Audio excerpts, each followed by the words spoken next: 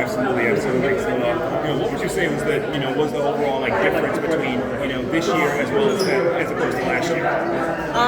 Like I said, different teams. We lost some key players, 2 starters last year, but in the end, defense. That's what we preach to our kids. We've got to play defense. I'm not worried about the score. And I got scores on the floor. We'll score the basketball. We've got to stop people. We can't exchange basket for basket. And we're small, so we've got to box out. We've got to rebound. We can't give people a chance after chance after chance to put the ball in the goal.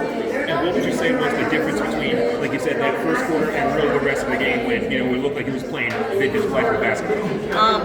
The intensity on defense. We came out soft, slow. They were driving right past us. We weren't closing out well. We were just running at them. And I challenged them that, like I said, anybody here is good. You can't just run at somebody and think you're going to stop them. So you got to pick the intensity up on defense.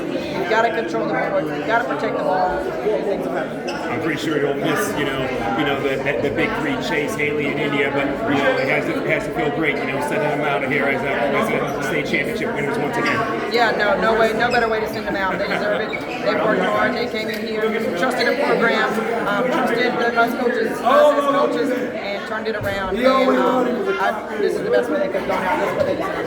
But Kirsten, the 8th grader, she made some big plays as well. Have to be excited about working with her next few years. Yeah, there's some young talent here. Okay, we're gonna miss these, but we have some young talent coming. So we're gonna keep building and see what we can do. Closing thoughts? No, I would say I'm just proud of the team, proud of what they've accomplished, proud of what they've done, and there's no other way I want them to go out. They deserve it.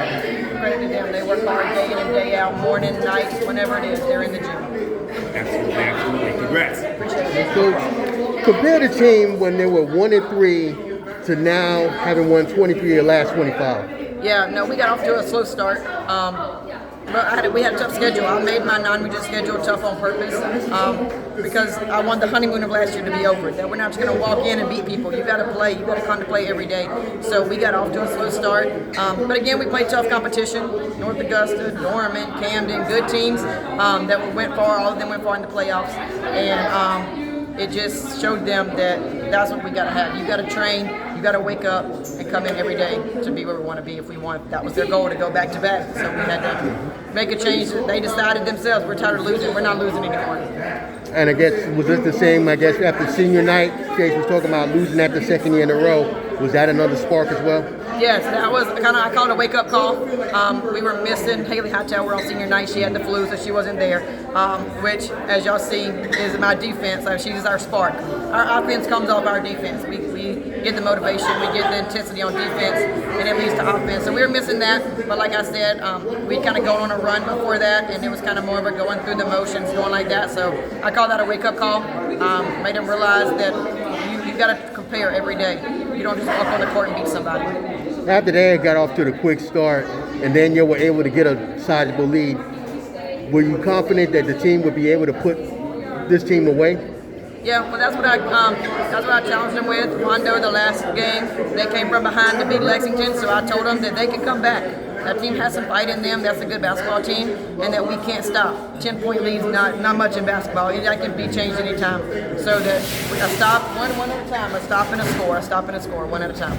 And then finally, just compared to when you had the program before and then now with 2-time state champions, how easy is it now to really get more players to play for the program? As I say, winning breeds winning.